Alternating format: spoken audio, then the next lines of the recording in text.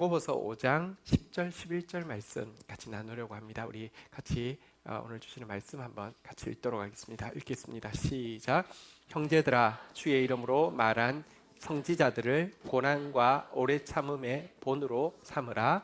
보라, 인내하는 자를 우리가 복되다 하나니 너희가 욥의 인내를 들었고 주께서 주신 결말을 보았거니와 주는 가장 자비하시고 긍휼히 여기시는 이시니라. 아멘.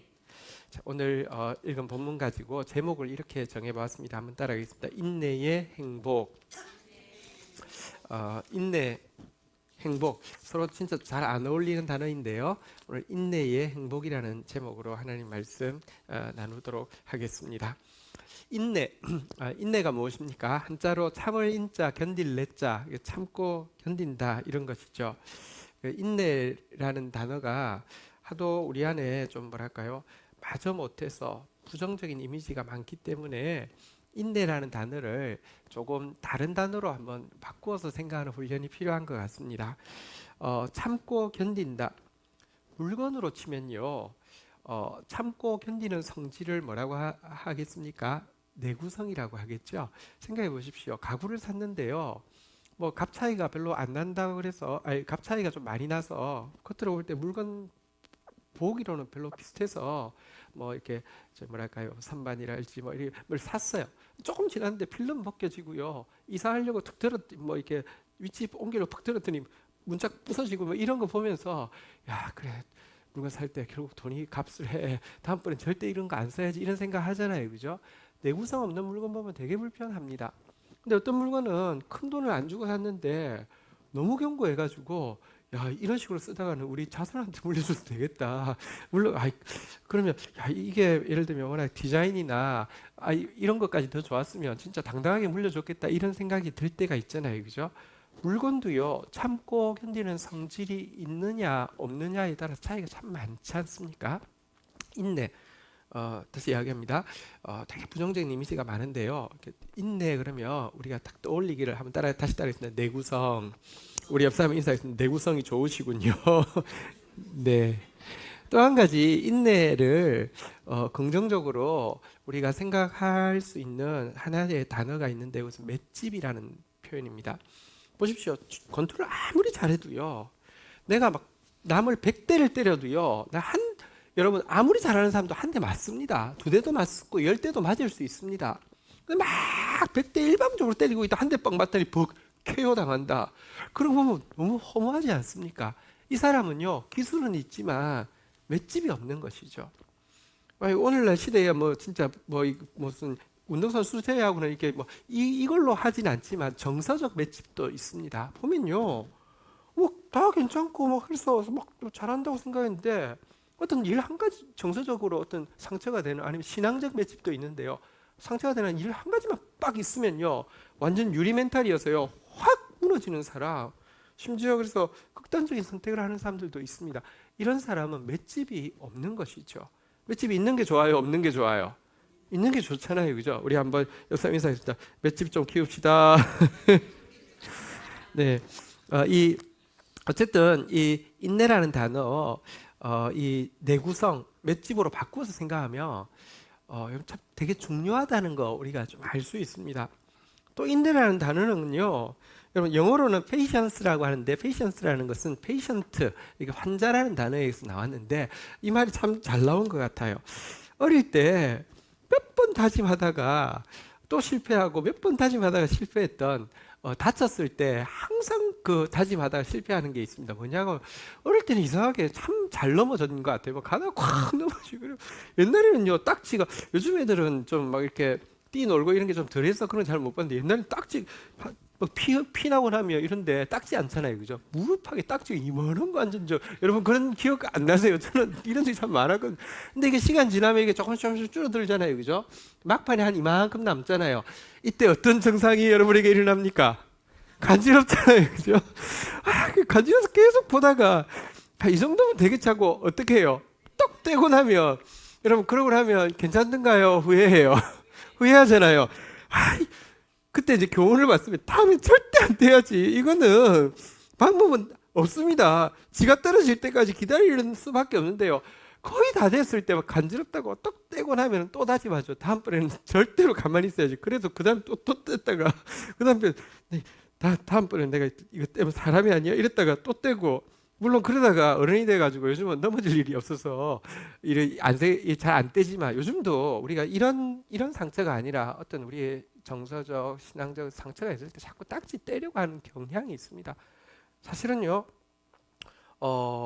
방법은, 덧나지 않을 방법은요, 기다리는 수밖에 없습니다. 그러니까 사실 인내는요, 중요할 뿐만 아니라 대부분의 경우 인내 외에는 답이 없습니다. 자, 그런데요, 그래도 어쨌거나 인내는 달갑지는 않은 것이 우리의 모습인데요. 오늘 본문을 통해서 인내가 달갑지 않은 모습이 아니라, 한번 따라하겠습니다. 인내의 행복. 인내가 참 행복하구나, 이런 패러다임이 우리 안에서 전환이 되기를 축복을 합니다.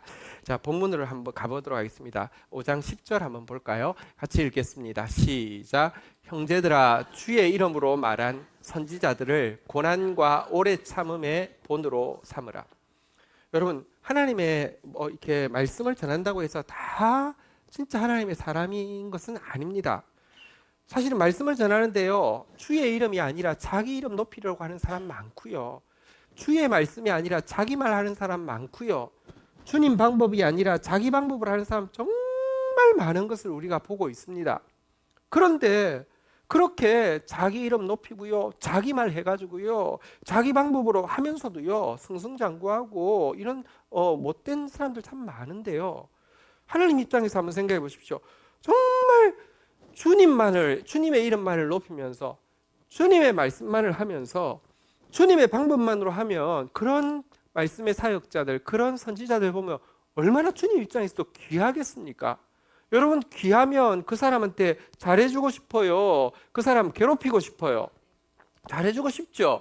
근데요, 여러분, 악한 종들도 이 세상에서 보면 그냥 편하고 잘되고 뭐 별 문제 없이 넘어가는 것처럼 보이는데, 이런 정도의 주의 종이라고 하면 하나님이 진짜 상식적이면 형통하게 하고 축복의 어떤 본으로 삼으면 얼마나 좋겠습니까? 그런데요, 이런 진실한 선지자들을 한번 따라하겠습니다. 고난과 오래 참음의 본으로 삼으라.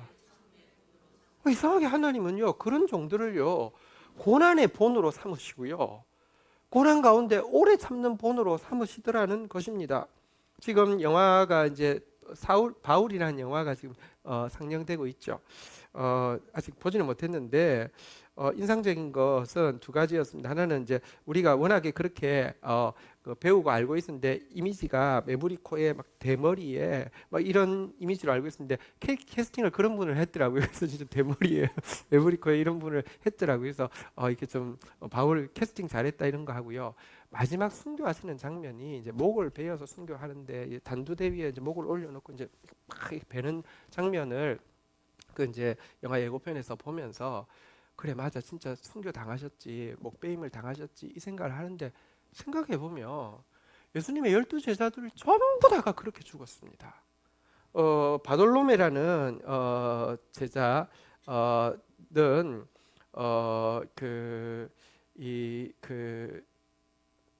전설에 의하면 인도에서 도마와 함께 순교를 했는데요, 바돌로메 같은 제자는 산채로 껍질이 다 벗겨져서 죽었다, 이런 이제 기록이 남아 있습니다. 어쨌든 왜 그렇게 진실한 종들을 고난의 본으로 삼으실까? 오래 참음, 인내, 우리 지금 인내에 대해서 배우고 있는데, 인내의 본으로 삼으실까 좀 이해하기가 힘듭니다. 자, 그런데요, 그 이어지는 11절에 보면 또 이렇게 이야기합니다. 같이 한번 이까지 한번 읽도록 하겠습니다. 보라, 인내하는 자를 우리가 복되다 하나니. 근데 또 참 뭐랄까, 하나님이 왜 그러셨을까, 이게 아니라 그렇게 고난의 본이 되고 인내의 본이 되어진 그 선지자들, 선배들에 대해서요, 한번 따라하겠습니다. 우리가 복되다 하나니. 자, 이 표현은 조금 이제 설명할 필요가 있습니다. 여러분, 그 히브리서에 보면 이런 표현이 있습니다. 믿음의 싸움을 다 마친 선지자들, 선배들이, 고난의 본이 되고 또 인내의 본이 된 선배들, 선지자들이 경기 마치면 어떻게 하느냐, 집에 돌아가지 않고요. 이 경기장에 이제 관중석으로 들어가서요. 후배인 우리들, 다음 세대인 우리가 막 경기하는 장면을 지켜본다고 이야기를 합니다. 그 성경에 보면 이런 표현이 있습니다. 히브리서 12장 1절에 보면 이런 표현이 있습니다. 히브리서 12장 1절 우리 같이 한번 읽어볼까요? 시작. 이러므로 우리에게 구름같이 둘러싼 허다한 증인들이 있으니 모든 무거운 것과 얽매이기 쉬운 죄를 벗어버리고 인내로서 우리 앞에 당한 경주를 하며. 여러분, 우리 인생은 경주입니다. 이것도 여러분 100m는 사실 인내가 필요 없습니다. 그냥 뛰면 됩니다. 근데 마라톤은요, 인내 없이는 감당할 수가 없습니다. 마라톤을 뛴 사람들마다 마라톤 뛰었다고 이야기할 때 몇 초에 뛰었다고 이야기하지 않고 마라톤 뭐 했다고 이야기합니까? 완주했다고 이야기하죠. 사실은 선수들 외에는 마라톤은 몇 초에 뛰었다는 것은 별 의미가 없습니다. 완주했다는 게 중요하죠. 근데요, 이 완주를 해낸 사람들 공통적으로 하는 이야기가 이것입니다. 필립 얀시라고 워낙 유명한 기독교 작가가 마라톤을 한번 뛰었나 봐요. 근데 그 이야기를 듣고는 갑자기 의욕이 불떴습니다. 나도 한번 어느 날 뛰리라. 제가 없으면 마라톤을 이제 뛰러 간 줄 아십시오. 근데요, 마라톤을 이제 뛸 때 막 그 처음 여러분 42.195km 그 만만치 않거든요. 걸어서도 사실 좀 우리 형제들 뭐 군대 갔다 오지 않은 형제들 외에는 걸어서도 하루에 가기가 쉽지 않은 거리인데요. 근데 이제 뛸 때 막 여러 가지 막 이제 책도 읽고 뭐 이 코스에서는 어떤 전략을 세우고 막 이런 거 이제 나름 그래도 처음 뛸 때 얼마 준비했겠어요. 준비를 했대요. 근데 조금 지나자 그 모든 것은 지나가고 아무 생각도 안 나고 딱 하나밖에 생각이 안 나는데요. 한 걸음만 더 가자. 한 걸음만 더 가자. 결국 그래서 이제 완주해냈는데 나중에 완주해내고 나서 완주하기 전에 처음 볼 때는 책에서 하나도 안 보였는데 완주하고 나서 다시 마라톤 일반인으로서 완주한 사람들 경험담을 보니까 전부 다 똑같이 한 걸음만 더 가자, 한 걸음만 더 가자 해서 완주한다는 이야기를 보고 공감을 했다는 내용을 본 적이 있는데요. 이게 우리가 경주가 마라톤입니다. 인내 없이는 안 됩니다. 그런데 이 내용에 보면요, 우리 선배들, 인내에 본이 되었던 선배들은요, 이 이제 관중석에 다 앉아가지고는요, 우리가 지금 이제 경기하는 걸 봅니다. 경기하는 걸 보면서 하는 말이 한번 저를 한번 따라하겠습니다. 보라. 자, 보고 있으니까 우리를 막 보고 있으면서 다시 한번 따라하겠습니다. 보라. 인내하는 자를 우리가 복되다 하나니.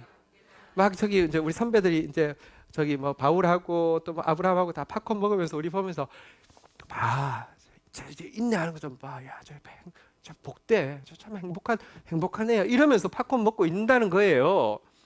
그분들은 여러분 고난의 본이 되었고 인내의 본이 되었는데 그분들이 경주를 마치고 관중석에 올라가서는 우리를 보면서 인내하는 모습 보면서 참 불쌍하다. 아이고, 나도 저랬는데 쟤도 저래. 뭐 이런 거 우리가 있잖아요. 감정이입이 돼가지고 누가 고생한 이야기를 들으면 막 우리가 울 때 이런 거 그런 거잖아요. 나도 고생했는데 쟤도 고생했어. 뭐 이러는 거예요. 우리 구주성 전사님 이번에 결혼식 할 때 이제 편지에 그 아버지 이제 돌아가신 이야기를 이렇게 편지 내용에 있었어요. 그랬더니 우리 어머니가 그렇게 많이 이렇게 눈물이 나셨대요. 왜냐하면 우리 막둥이 결혼할 때 아버지가 돌아가셨는데 아 저랬겠구나. 그런 거잖아요, 그죠? 근데 관중석에 앉으신 분들이 인내하는 모습 보면서 아유 우리도 저 진짜 죽을 고생했는데 쟤들 고생하는 거 좀 봐. 아유 불쌍하다. 참 안 됐다. 이게 아니라 관중석에 앉아 있는 그들이 야 저거 좀 봐. 인내하는 모습 좀 봐. 한번 따라 하겠습니다. 복되다. 행복하다. 도대체 왜 그분들은 도대체 왜 인내하는 모습 보면서 복되다라고 행복하다라고 이야기하실까요? 그 밑에 나와 있는 데서 단서가 있는데요. 한번 따라 하겠습니다. 욥의 인내. 우리 인내하면 뭐니 해도 욥 아닙니까? 와 진짜 이거 무슨 그런 일이 있어요. 막 몰려서 오는데 막 엎친 데 덮친 격으로 설상가상 막 이렇게 다가오는 그거. 그리고 더 힘든 것은 그게 다가오는 게 힘든 게 아니라 그것보다 더 힘든 것은 친구들이 위로하러 왔다가 너무 꼴이 꼴같지 않으니까 너무 너무 비참하니까 사람은요 위로하러 왔다가도요 약한 모습 보면요 자꾸 해석하려고 합니다. 그리고 충고하려고 합니다. 너 무슨 문제가 있어서 그런 걸 거야. 그거 고치면 하나님이 뭐 좋으신데 이렇게까지 하겠어. 고쳐. 뭐 이런 식으로 이야기를 하는 거예요. 욥은 아니 그건 아니라고. 내가 지금 뭐 설명할 수는 없지만 그건 아니라고.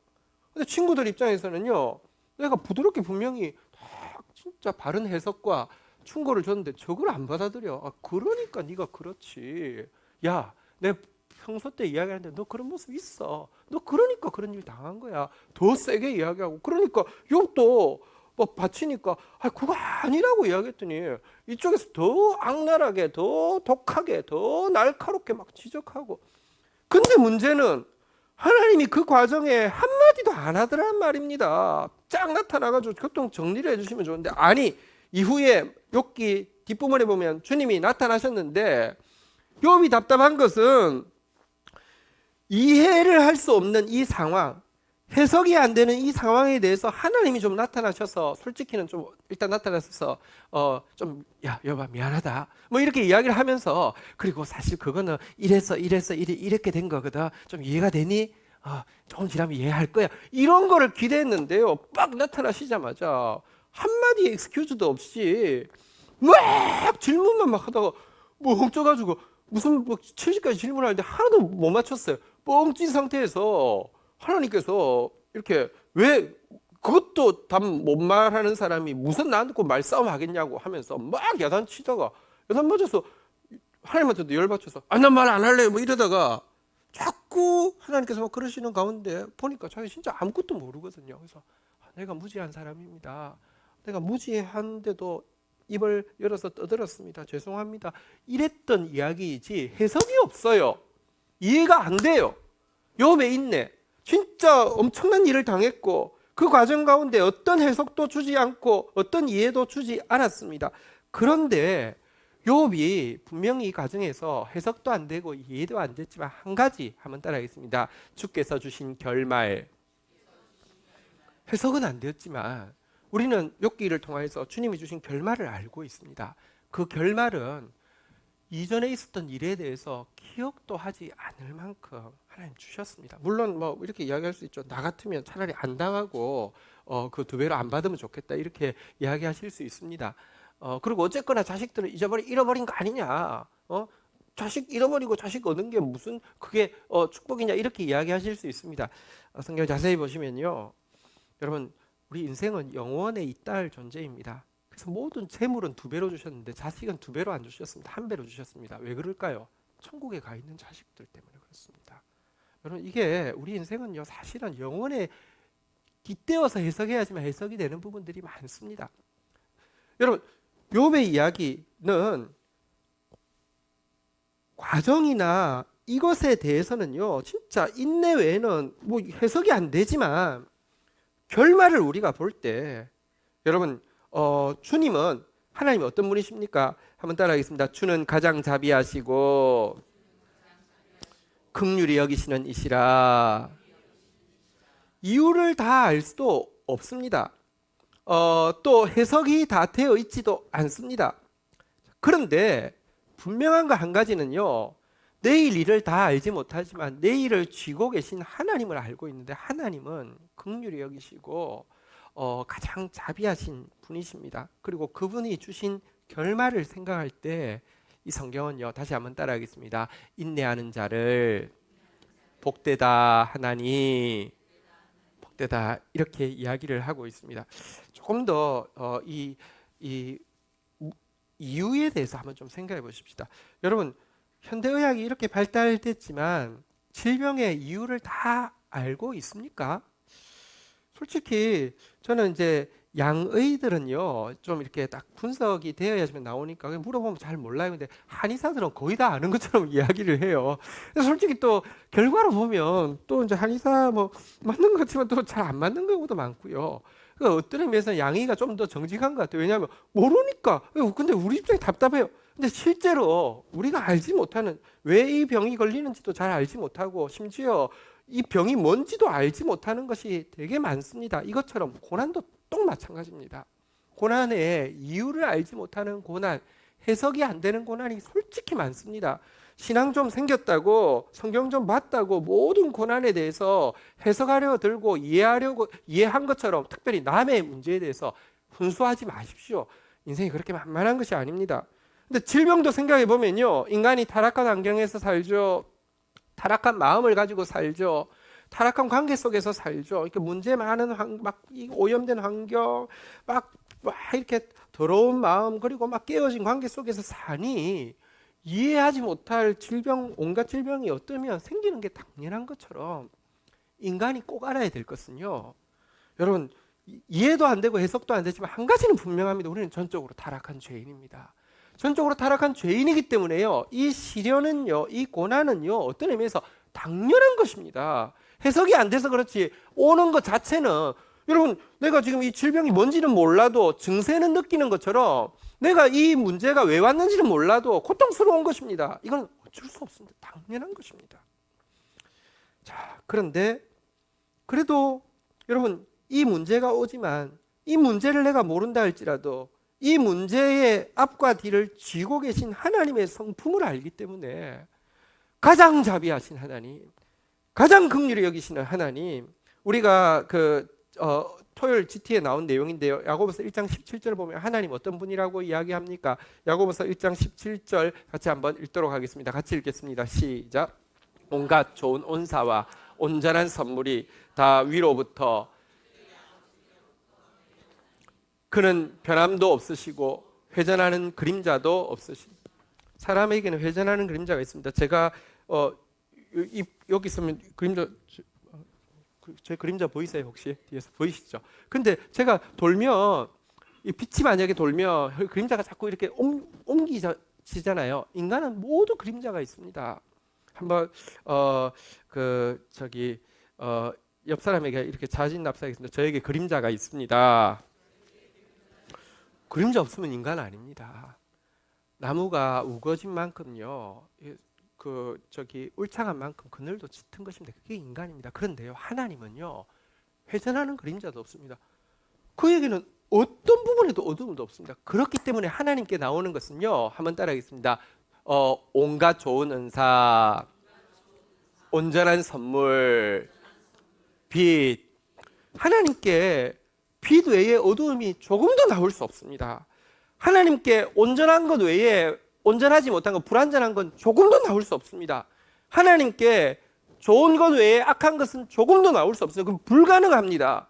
그 하나님을 우리가 알기 때문에 욥의 인내, 그리고 그 이유는 잘 알지 못하지만 욥의 결말, 그 인생의 끝을 쥐고 계신 하나님 알고 있기 때문에 인내하기만 하면 행복하다라고 관중석에 있는 우리의 믿음의 선배들이요, 참 자기들끼리 이야기합니다. 복되다, 행복하다, 이렇게 이야기한다는 것입니다. 이렇게 설명을 했지만 조금 더 이 인내의 행복에 대해서 좀 더 자세히 살펴보려고 합니다. 야고보서의 주제는요, 바른 믿음에는 바른 행위가 따라야 한다는 것이 야고보서의 주제입니다. 야고보서의 주제, 야고보서 2장 26절에 보면 한 구절로 요약하자면 야고보서의 주제는 이것입니다. 야고보서 2장 26절 한번 볼까요? 같이 한번 읽겠습니다. 시작. 영혼 없는 몸이 죽은 것 같이 행함 없는 믿음은 죽은 것이니라. 믿음이 있다고 하는데 행함이 없으면 그거는 믿음이 아니라는 것이 야고보서의 주제이죠. 그리고 야고보서 중간의 내용들을 보면요, 이 바른 믿음에 반드시 동반되어야 되는 행함이 뭐냐고 하면, 예를 들면 사람을 존재에 집중해야 되지 소유에 집중해서는 안 된다. 그래서 절대 차별하지 말라. 형제에 대해서 쉽게 비방하거나 판단하지 말라. 이웃을 향하여서는 사랑과 긍휼을 베풀라.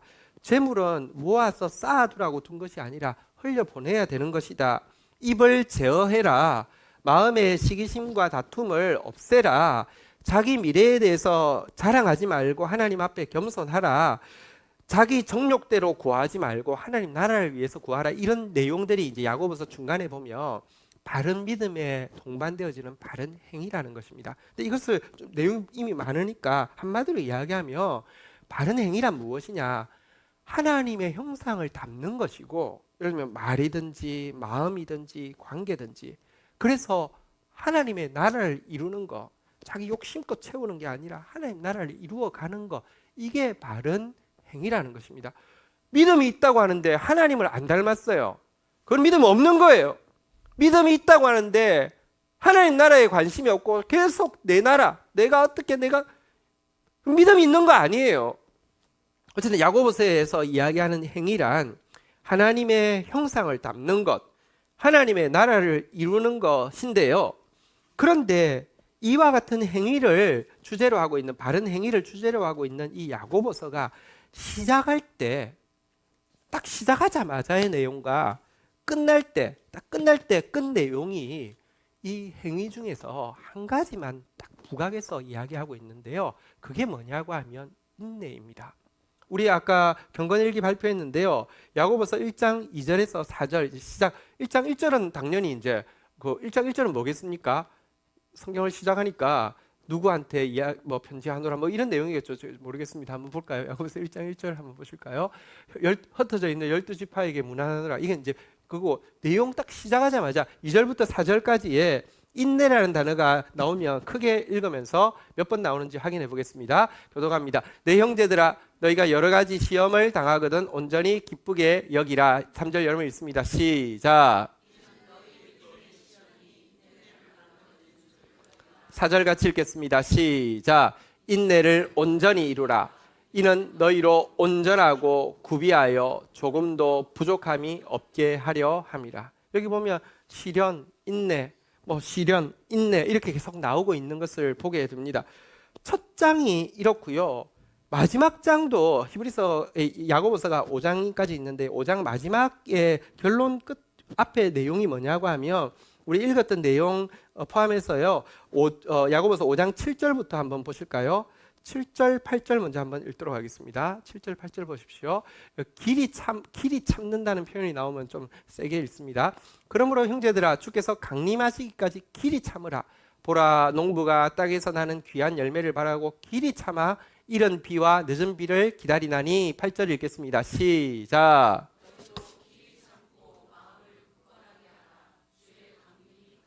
여기서도 보면 길이 참으라, 길이 참으라, 길이 참으라. 우리가 10절, 11절 오늘 본문 주제인데요.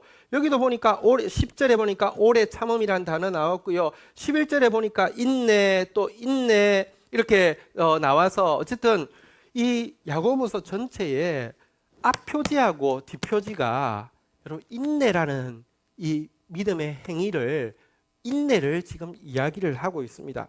여러분 책의 앞표지에 뭐가 있습니까? 제목이 있잖아요. 그죠? 사실은 믿음의 행위란 무엇이냐 많은데 사실은 그 중에서 제일 대표적인 것을 인내를 뽑고 있다는 것입니다. 조금 더 정확하게 이야기하면 인내로 끝나는 게 아니라 1장 우리가 4절까지 읽었는데요. 5절 보시면 이렇게 되어 있습니다. 1장 5절에 보면요. 한번 같이 읽도록 하겠습니다. 시작. 너희 중에 누구든지 지혜가 부족하거든 모든 사람에게 후히 주시고 꾸짖지 아니하시는 하나님께 구하라. 그리하면 주시리라. 여기 보니까 구하라, 그 다음 절에도 구하라 이렇게 나오는데요. 인내 다음에 기도가 나옵니다. 이게요, 루틴인데 우리가 지금 이제 야고보서 5장 10절, 11절까지 있는데 이어지는 이제 13절부터 내용에 보면요, 내용이 기니까 내용은 보지 않고 기도라는 단어만 한번 보시겠습니다. 13절에 보십시오. 기도 있습니까, 없습니까? 한번 따라하겠습니다. 그는 기도할 것이요. 14절에 한번 볼까요? 기도 있죠. 무엇이 되어 있습니까? 한번 따라. 그를 위하여 기도할지니라. 15절 한번 볼까요? 15절에 보십시오. 있죠. 한번 따라하겠습니다. 믿음의 기도는. 16절 한번 볼까요? 한번 따라하겠습니다. 서로 기도하라. 17절 볼까요? 한번 따라하겠습니다. 간절히 기도한즉. 18절 볼까요? 읽겠습니다. 다시 한번 따라하겠습니다. 다시 기도하니. 그러니까 보시면요, 야고보서 믿음의 행위, 바른 행위에 대해서 이야기하고 있는데 앞표지, 뒷표지, 다시 말하면 제목에 해당하는 부분에 인내로서 기도하는 것을 이야기하고 있습니다. 물론 기도의 내용은 그 야고보서 전체를 보면요, 인내로서 하나님 형상 이루게 해달라고 기도하고 인내로서 하나님 나라 이루게 해달라고 기도하는 이것이 야고보서에서 이야기하고 있는 바른 행위의 주제입니다. 타이틀입니다.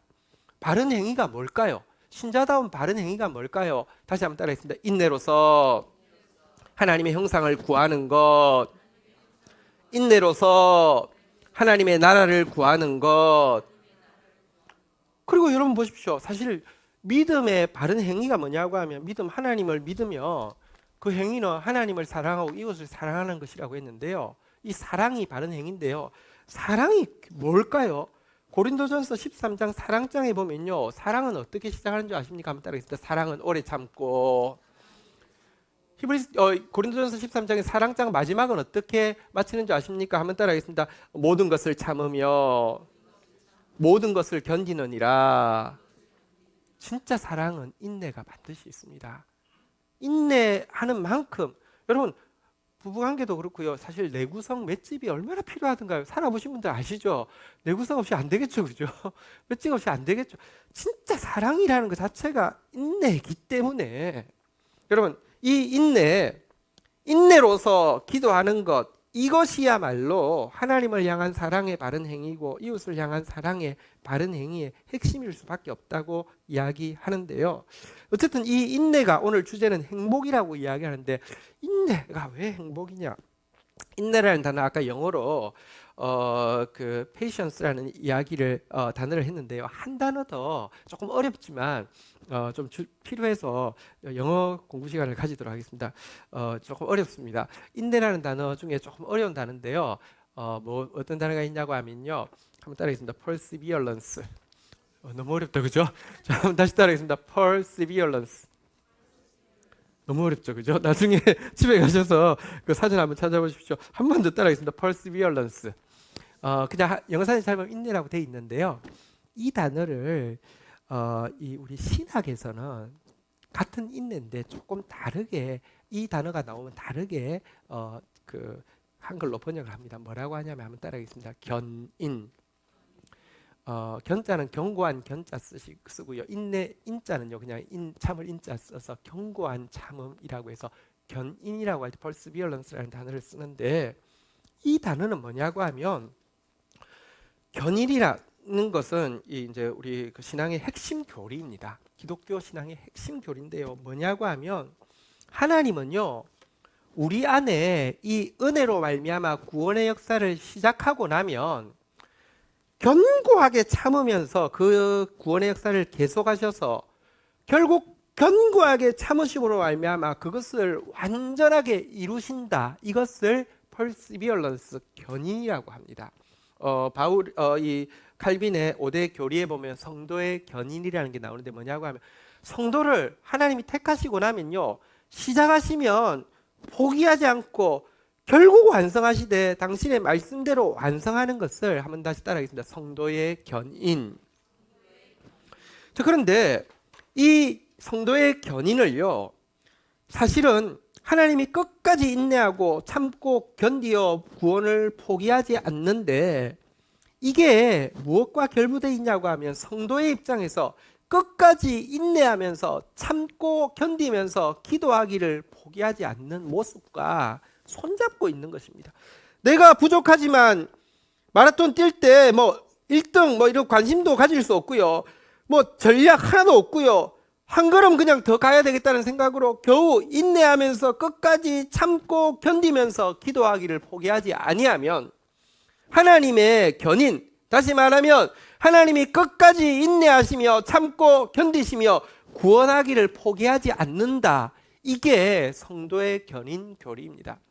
이 앞부분 없는 뒷부분이 없습니다. 이게 무슨 말이냐고 하면 내가 무슨 짓을 해도 하나님은 구원을 시작하시면 완전히 이루신다. 이것이야말로 영지주의죠.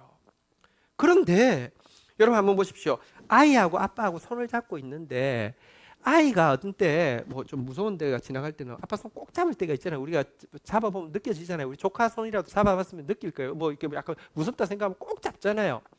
그렇지만 여러분 조카 아니면 아이가 아빠 손을 잡는 힘이 세겠어요? 아빠가 아이 손 잡는 힘이 세겠어요? 훨씬 세요. 아빠가. 또 어떤 때는 아이가 잘 잡고 가다가 뭐 지 관심 있는 게 오면요 아빠 손 뿌리치려고 하고 막 이렇게 하잖아요. 근데 보면 이제 찻길이고 굉장히 위험하잖아요. 그죠? 여러분 아빠라고 하면 혹은 여러분들이 책임감 있는 그 삼촌이나 그 저기 이모라고 하면 애가 손을 이렇게 뿌리치려고 한다고 해서 애 뿌리치는 힘이 셀까요? 아니면 여러분들이 위험한 데 지나갈 위험한 줄 알면은 걔가 뿌리칠 줄 알고 잡는 힘이 셀까요? 잡는 힘이 세죠. 성도의 견인은 하나님과 우리의 손이 잡혀 있는 것인데, 물론 여기서의 핵심은 하나님의 손이 더 강한 것입니다. 인간의 자유의지를 지나치게 강조하면 내가 안 하면 하나님도 못 한다는 것입니다. 그렇지는 않습니다. 그러나 여러분, 내가 인내하는 것, 다시 말하면 끝까지 참고 포기하지 않고 기도하는 것, 하나님 형상을 이 죄인 가운데 이루어 주십시오. 이해도 안 되고 해석도 안 되어서 당한 많은 일들 있지만 하나님 형상 이루어 주십시오라고 기도하는 이게 있을 때, 여러분, 하나님이 이 견인하시는, 우리의 인내를 하나님이 견인하시는 이 손을 죽어도 놓지 않는다는 게 우리의 믿음입니다. 물론 여기가 100배, 1000배, 만배, 10만배, 100만배, 1000만배 더 큰 힘입니다. 절대로 하나님 우리의 손을 놓지 않습니다. 한번 확인해 볼까요? 로마서 8장 38절 39절 성도의 견인 교리가 어디서 나왔느냐? 교독하겠습니다. 내가 확신하노니 사망이나 생명이나 천사들이나 권세자들이나 현재일이나 장래일이나 능력이나 39절 같이 읽겠습니다. 시작. 높음이나 깊음이나 다른 어떤 피조물이라도 우리를 우리 주 그리스도 예수 안에 있는 하나님의 사랑에서 끊을 수 없습니다. 안 된다는 거예요. 이 견인하는 힘을 아무도 끊어낼 수 없다는 것입니다. 여기에는요, 이 그 생명, 천사, 높음, 이런 그 긍정적인 단어도 나와 있지만, 사망, 여기 권세자라는 단어 좀 부정적이고요. 깊음, 다른 어떤 피조물, 다시 말하면 천사도 못 끊지만 사탄도 못 끊는다는 표현입니다. 강력한 견인으로 우리를 지키고 계신다는 것입니다. 사실 이 야고보서에 보면요, 시험이라는 단어가 많이 나옵니다.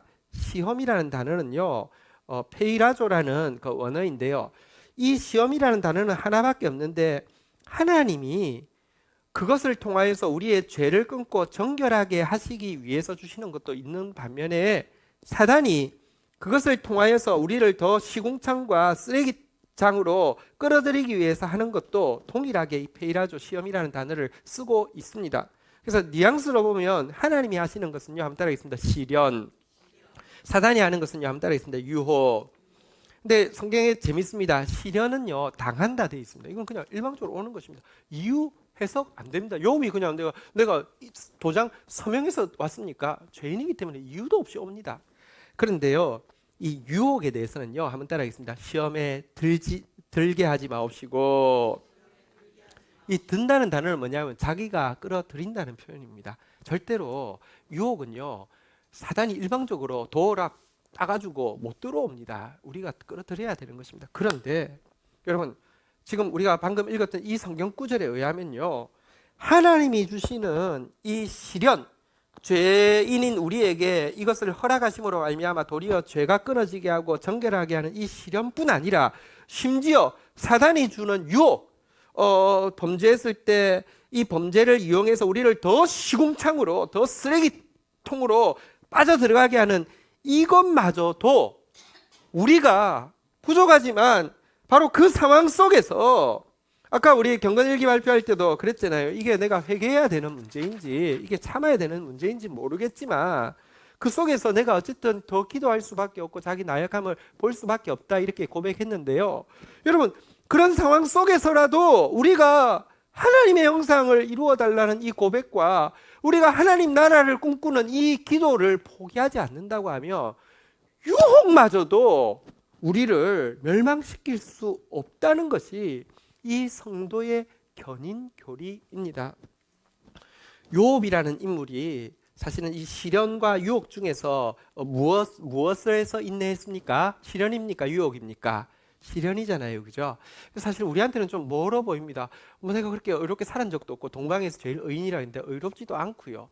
그리고 내가 당한 일이 어쨌거나 성경에서 볼 때는 명백하게 어쨌든 그는 죄인이 아니었는데 당했는데, 내가 당하는 일은 죄는 뭐랄까요? 죄 때문에 온 게 너무 많으니까 욥의 이야기는 사실은 좀 뭐랄까요? 나하고 별로 너무 멀어 보입니다. 인류 역사상 가장 많은 사람들이 공증하기를 이건 최고 명작이다, 최대 명작이라고 부르는 작품이 파우스트라는 작품이 있습니다. 나중에 설명 들어보면 진짜 최고구나 이런 생각이 듭니다. 괴테라는 사람이 쓴 작품입니다.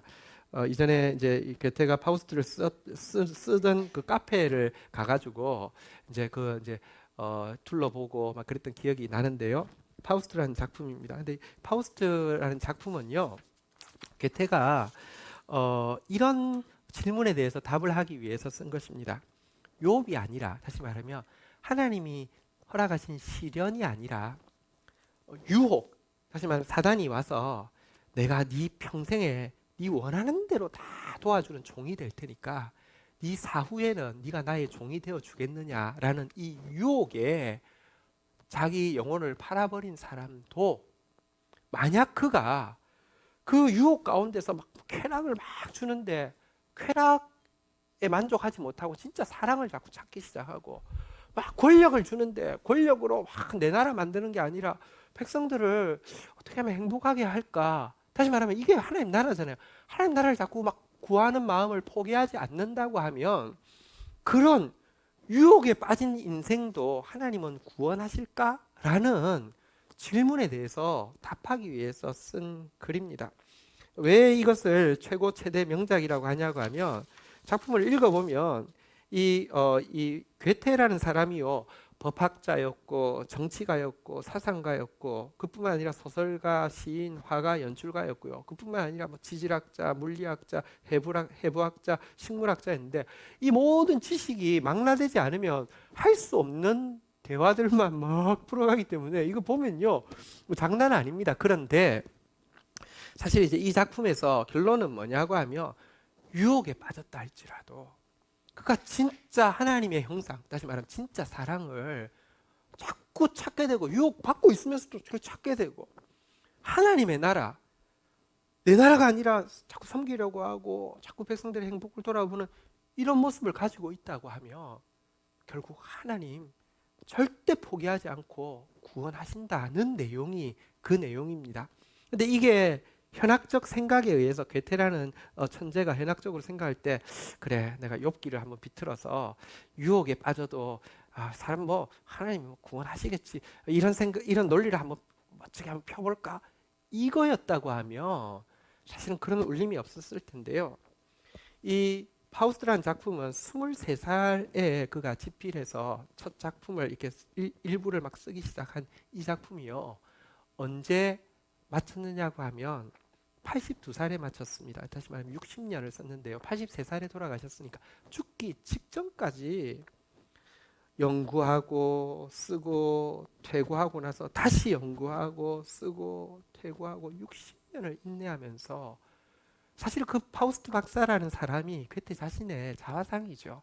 평생을 지식을 찾아보기도 하고 쾌락을 찾아보기도 하고 정치를 찾아보기도 하고 과학을 찾아보기도 하고 아름다움을 찾아보기도 하고 온갖 걸 하면서 허무한 가운데 이게 다가 아니야, 진짜가 있을 거야 라는 것을 찾으면서 그 찾아가는 과정의 사랑을, 진짜 성경에서 이야기하는 하나님 나라를 꿈꾸고 있는 자기 모습에 대해서, 근데 이것을 현학적으로 잠시 끌적해서 내가 얼마나 글 잘 쓰는지 한번 볼래? 이게 아니라 평생을 들여서 썼기 때문에 그것에서는 진실한 울림이 있고 우리에게 믿음을 줍니다. 그렇구나.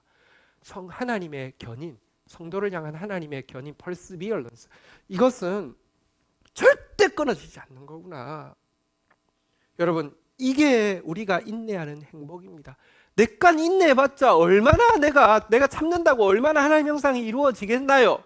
내가 참는다고 얼마나 하나님 나라가 이루어지겠나요? 그런데요, 그 손 붙잡고 있는 하나님이요, 우리 그렇잖아요. 애가 이렇게 가는데 갑자기 손을 좀 꼭 잡아주면 부모 입장에서 기분 좋아요, 안 좋아요? 엄청 좋잖아요, 그죠? 그거 여러분, 위험할 때 내가 철없어서 벗어나려고 해도요, 여러분, 하나님이 그때 더 꼭 지면서요 더 소중하게 느낀다니까요. 그거. 그래서 성경은 인내가 행복이라고 이야기하는 것입니다. 우리 잘 모릅니다. 저도요, 걸어가면 걸어갈수록 자꾸 느끼는 게, 아까 필립 얀시 이야기가 자꾸 떠오릅니다. 이게 뭔가 큰 비전을 보고요, 이렇게 될 거야 이러면서 내가 오늘 그 큰 플랜 안에 내가 오늘 이만큼 걸어가는 것이고, 그래서 의미가 있고 우리 같이 가자 이러고 싶은데, 아니요, 살아보니까 앞에 큰 플랜 하나도 모르겠어요. 지금 걸어가고 있는 걸음도 막 힘차고 막 이게 아니에요. 겨우겨우 견뎌내는 거예요. 그런데 그렇게 가도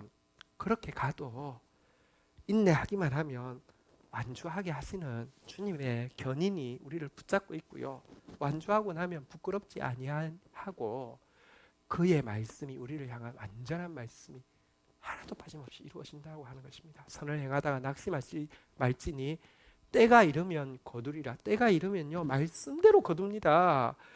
찌꺼기 거두는 거 아닙니다. 주님 말씀대로 되어지는 것입니다. 우리의 인내가 행복한 이유는 하나님의 견인이 있기 때문에 그렇습니다. 견인이라는 한자는 전혀 다른 굳건할 견자, 참을 인자인데요, 우리가 쓰는 것은 견인차라는 거 있잖아요, 그죠? 하나님이 견인차입니다. 우리 고장나도 웬만큼 고장나도 견인차한테 딱 걸리면요, 카센터까지 쫙 갑니다. 그처럼 여러분, 근데 걸려야 되죠. 고리가 걸려야 되죠, 그죠? 하나님께서 반드시 당신이 알고 있는 우리의 온전한 모습으로 이끌어 가실 것입니다. 주의 구원이 이루어질 것입니다. 이거 생각하고 우리 오늘 일하는 하루 또 인내하면서 잘 감당해내기를 주의 이름으로 축원드립니다. 한번 따라하겠습니다. 인내하며 기도하겠습니다. 네, 우리 자리에서 일어서시겠습니다. 우리 찬양하겠습니다. 내 영혼은 안전합니다. 주님의 손길을 생각할 때 우리 이 고백하면서 우리 끝까지 인내하면서 주님의 견인의 손길에 붙잡히도록 하겠습니다. 같이 고백하겠습니다.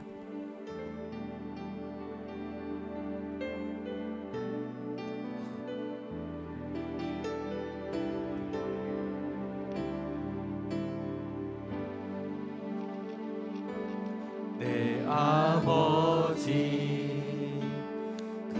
품 안에서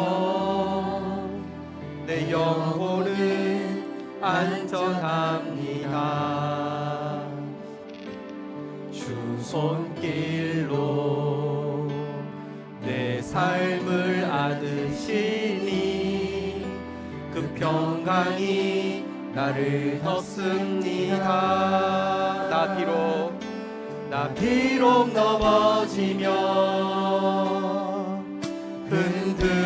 흔들리지만 주 내 안에 거하며 나를 붙드시니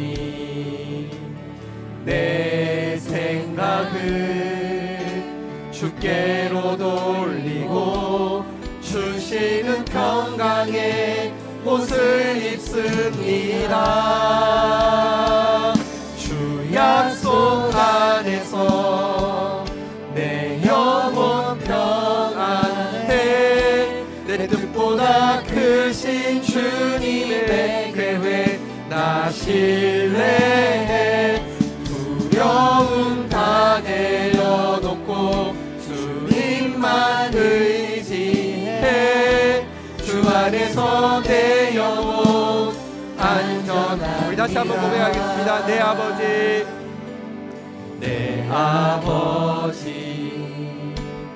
그 품 안에서 내 영혼은 안전합니다. 주 손길로 내 삶을 안으시니 그 평강이 나를 덮습니다. 나 비록 넘어지며 흔들리지만 주 내 안에 거하며 나를 붙드시니 내 생각을 주께로 돌리고 주시 주시는 평강의 옷을 입습니다. 주 약속 안에서 내 영혼 평안해. 내 뜻보다 크신 주님의 계획 나 신뢰해. 두려움 다 내려놓고 주님만 의지해. 주 안에서 내 영혼 안전합니다. 우리 시간 같이 한번 주님 앞에 고백하며 나아가십시다. 우리 오늘 진리의 빛 앞에서 이렇게 고백하십시다. 내가 내 고난과 이 시련과 혹은 유혹, 이유 다 알지 못하고 해석 다 되어지지 않지만 한 가지, 하나님께는 어둠이 없으시며 하나님께는 불완전함이 없으시며 하나님은 가장 자비하시고 긍휼히 여기시는 하나님이심을 고백합니다. 하나님, 내가 할 것 딱 한 가지, 인내하며 기도하기만 하면, 인내하며 기도하며 나를 견인하는 주님의 손에 붙잡혀 있기만 하면 결국은 하나님이 알고 있는 온전한 하나님의 자녀의 형상이, 그리고 하나님의 완전한 하나님 나라가 이루어질 것을 믿습니다. 하나님, 내 인생 이해도 안 되고 해석도 안 되는 일 너무 많지만 한 걸음 더 걷겠다는 마음 가지고 하나님 의지하면서 걷게 하여 주십시오. 인내가 행복이라는 것 미리 앞당겨서 고백하면서 싸우게 하여 주시옵소서. 우리 함께 주의 이름 고백하며 기도하며 나가도록 하겠습니다. 주여, 주여, 주여.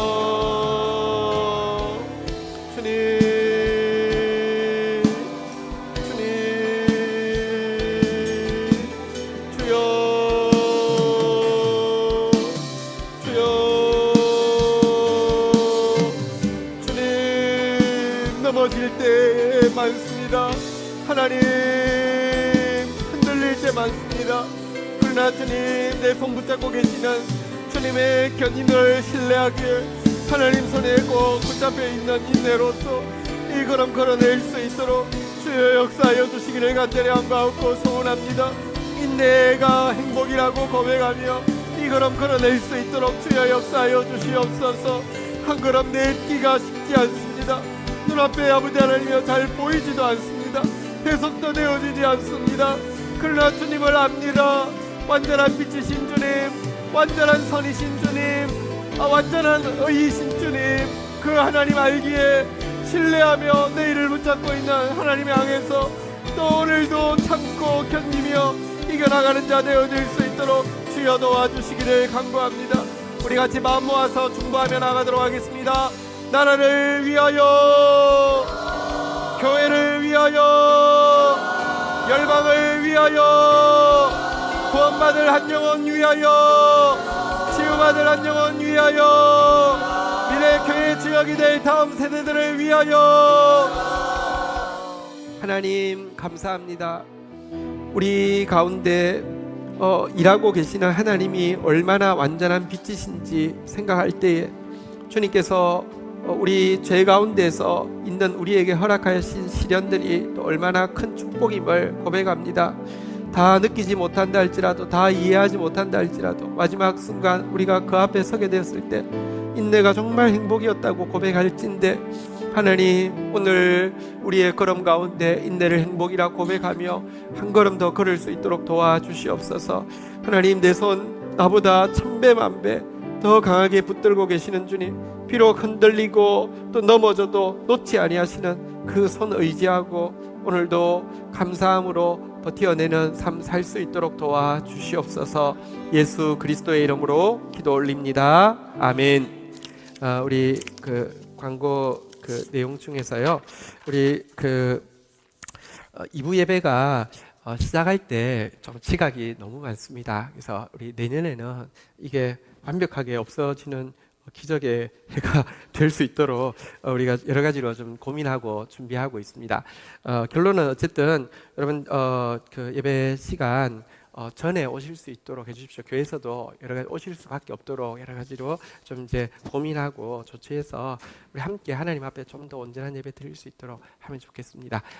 우리 리더십들과 회의도 하고 있고 교육자들도 지금 여러 가지 준비하고 있는데 우리 일찍 오셔서 처음 시작할 때부터 우리 같이 찬송으로 함께 해주시기를 바라겠습니다. 봉사자들 모집하고 있습니다. 작성하셔서 여러분들의 소중한 섬김이 연약한 우리들의 섬김이 또 하나님의 기쁨이 됩니다. 꼭 동참해 주시기를 바라고요. 작성하셨으면 저기 그 헌금함에다가 넣어주시면 되겠습니다. 우리 자리에서 일어서시겠습니다. 우리 옆 사람에게 인사하겠습니다. 버티는 게 축복입니다. 시작.